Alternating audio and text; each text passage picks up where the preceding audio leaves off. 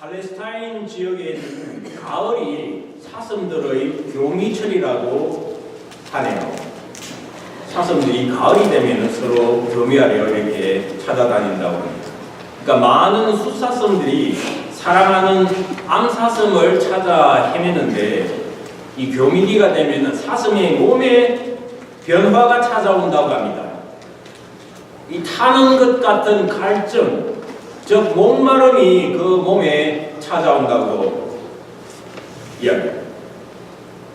처음에는 그래서 이제 짝짓기를 하려고 광야로 나옵니다. 팔레스타인 지방은 광야가 많지 않습니까? 물이 많이 없습니다. 하늘에서 내리는 물이 주로 요단강을 제외하고 그런 땅입니다. 그런데 그 광야로 나와가지고 시간이 지나면서 짝짓기보다는 이 엄습하는 목마름 때문에 물을 찾는다고 합니다. 물이 귀하니까 물을 찾아 헤매던 사슴들은 결국 물을 찾아가지고 마구 달리고 헤매다가 헛것을 보기도 하고 결국은 뜨거운 태양 아래 거품을 물고 이렇게 죽어갑니다. 맹수에 물린 것도 아니고 병이 든 것도 아닌데 건강하던 사슴들이 타는 목마름으로 인해 가지고 광야에 쓰러져 갑니다. 이 시간 저는 교미철의 사슴이 신의 물을 찾아 헤매는 그런 목마름뿐 아니라 오늘 한 여인의 삶을 통해 우리 인간이 가진 영혼의 가장 깊은 곳으로부터 부르짖는 그 목마름에 대해 한번 생각해 보고자 합니다. 본문에 보면은 한 사마리아 여인이 등장합니다. 그녀는 사마리아의 수가라는 한 성에 살던 여자인데 정오쯤에 햇볕이 가장 뜨거울 그때에 우물에 물을 길러 오다가 예수님을 만납니다. 요즘은 집안에서 수도 꼭지만 틀면은 물이 잘잘 나오니까 이렇게 번거롭게 물기를 일이 없지만은 저희 선조님들도 그랬고 당시 이 땅 이 여자가 사시던 그때는 이 가족의 식수를 위해 가지고 우물을 길어오는 것이 중요한 일과였습니다. 팔레스타인 땅같이 특히 1년 4철 물이 부족한 지역은 물이 곧 생명수니까 말입니다. 그런데 물을 길러온다 그러면은 날씨가 선선한 저녁이 좋지 않겠습니까? 여자분들이 이 피부에 예민하지 않습니까? 피부를 이렇게 보호해야 되는데 이 뜨거운 볕에 얼굴이나 피부를 거슬릴 일을 피해야 하지 않습니까? 그런데 이 여자는 그 피해야 할 시간에 동무도 없이 혼자 우물가에 갔죠. 여자들은 특히 같은 또래 여자분들을 만나가지고 이런저런 세상 돌아가는 이야기를 하는 것이 큰 재미였을 텐데 사랑이 없는 그 시간을 이용했다. 뭔가 그에게 말 못할 이유가 있었다. 이렇게 추측이 됩니다. 근데 그녀가 모든 사람들을 피해가지고 그걸 피하려고 햇볕이 쨍쨍 내릴 쬐는 뜨거운 대낮에 우물가를 찾았는데 그 자리에 한 남자가 미리 있었어요. 예수님이었어요. 예수님께서는 오랜 여행으로 피곤하여 그 우물가에 앉으셨습니다. 라고 성경은 전합니다. 주님은 그 뜨거운 한낮의 여행으로 무척 목이 마르셨음이 분명합니다. 그래서 여자에게 말씀을 건네십니다. 내게 마실 물 좀 주시오.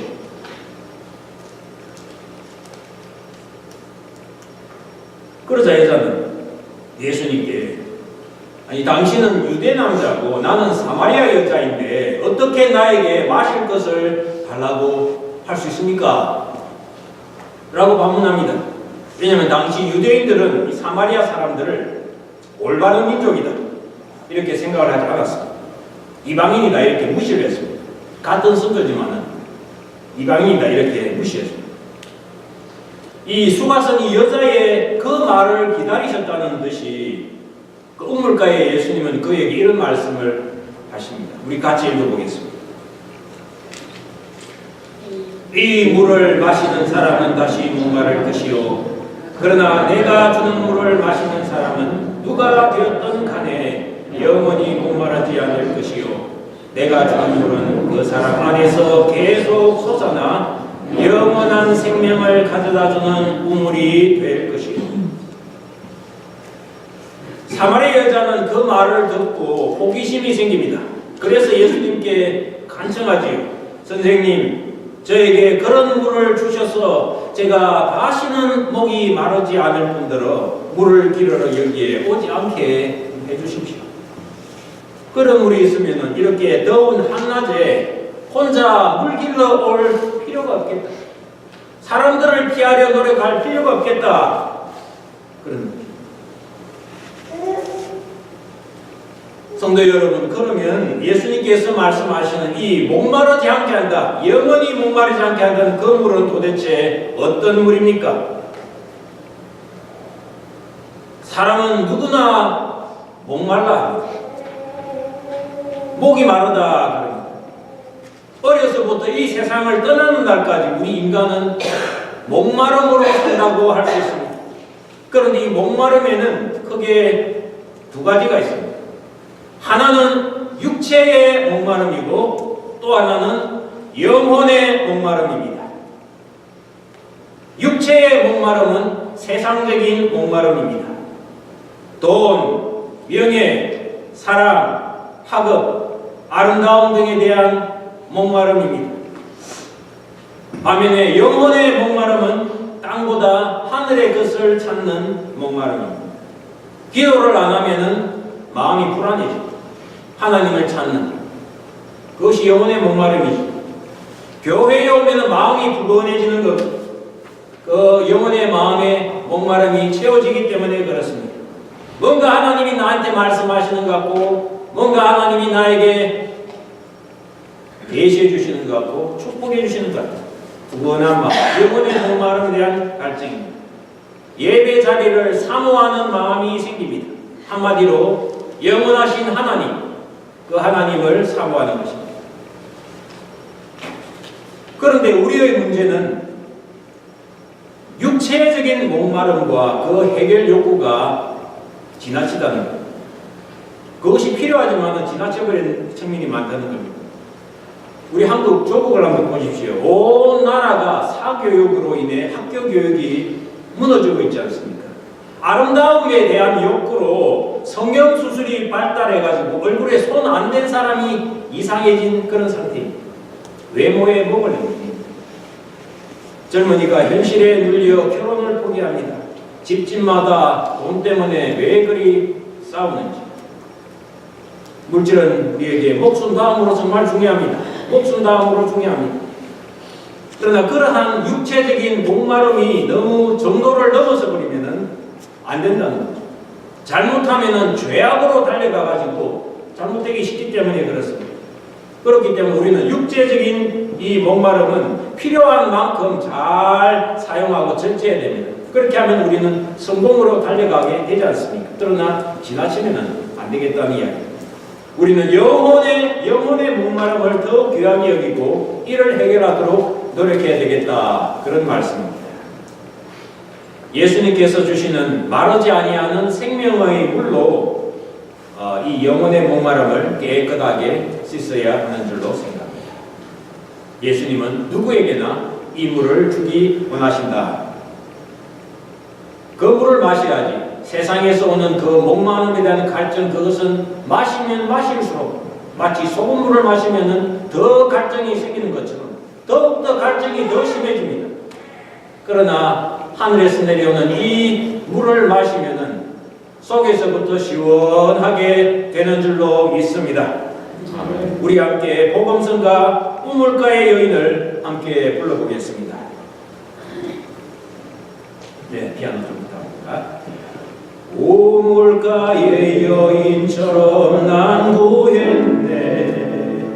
헛되고 헛된 것들을 그때 주님 하신 말씀 내 생애와 생수를 마셔라.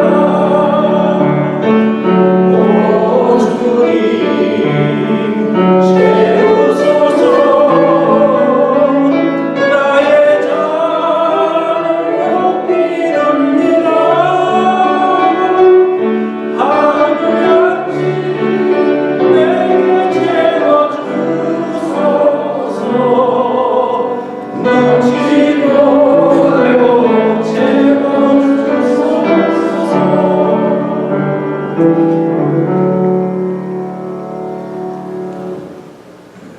여자가 영혼의 갈증을 씻어주는 그 물을 달라고 하자 예수님은 이제 그의 가장 아픈 부분, 그 숨기고 싶은 치부를 오히려 찌르십니다.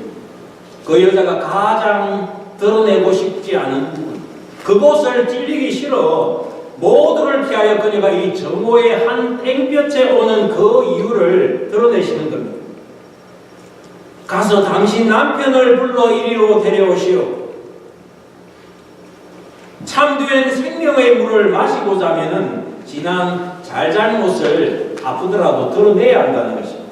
예수님 앞에 드러내야 한다는 것입니다. 사람 앞에 드러내라는 것은 아닙니다.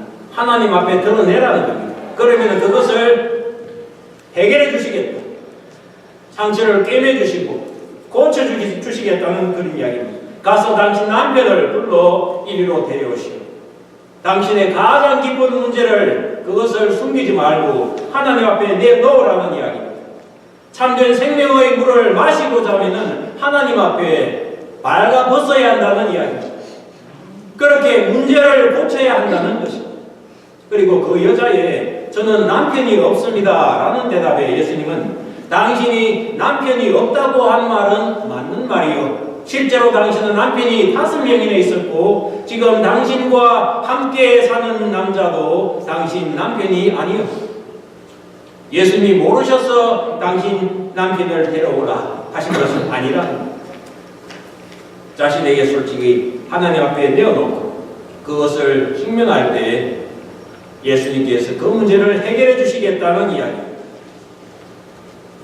그 과정을 거쳐야 합니다. 아프더라도 거쳐야지. 그래야 상처가 씻겨집니다. 가장 아픈 그것을 숨기면 안 됩니다. 하나님 앞에는 내려놓아야지 문제가 해결이 됩니다.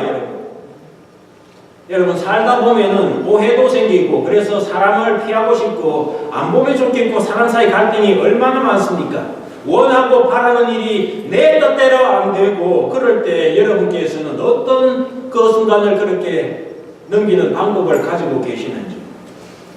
그럴 때 제게 가장 좋은 방법은 하나님 앞에 고요하게 시간 한두 시간 정도 보내는 겁니다.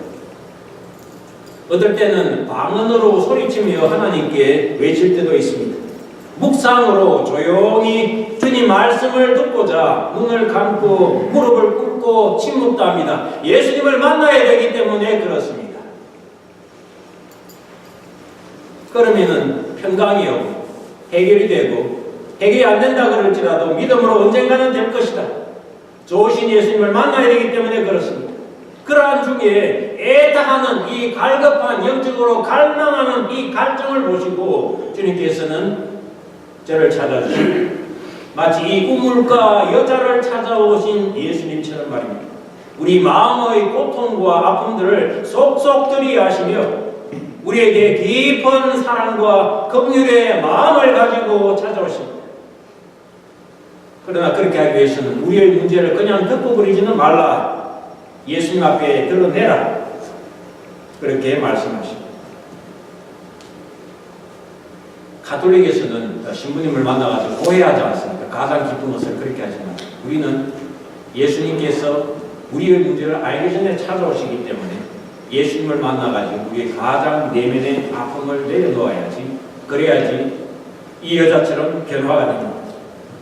우리의 사정을 이미 다 아시고 우리가 서 있는 삶의 그 우물가에 이미 와 계시는 예수님을 만나야 합니다. 피하고 싶고 또 나의 사적인 문제가 이야기거리가 되는 것이 염려가 되죠. 그럴 때 그러나 그분께는 우리의 가장 깊은 것을 내려놓을 줄 알아야 합니다.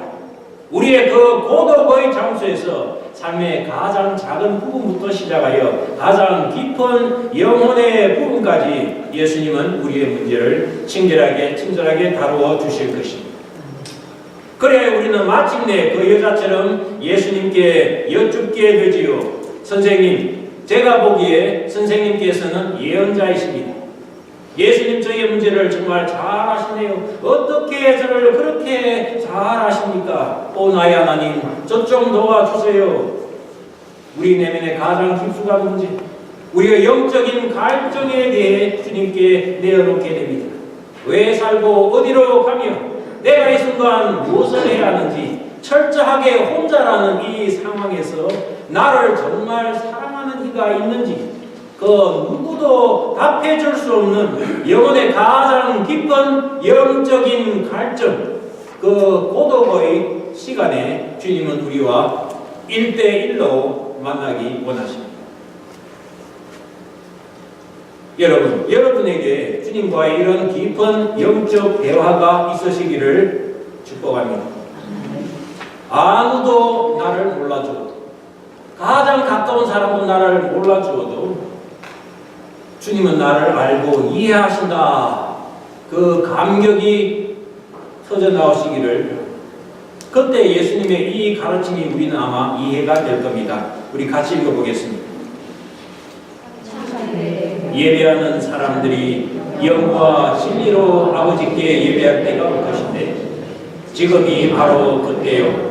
그리고 하나님께서는 이렇게 예배하는 사람들을 찾고 계시오.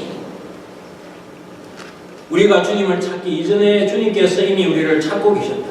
그런 이야기입니다. 주님이 우리를 먼저 찾고 계신다. 주님이 우리를 먼저 사랑하고 계신다.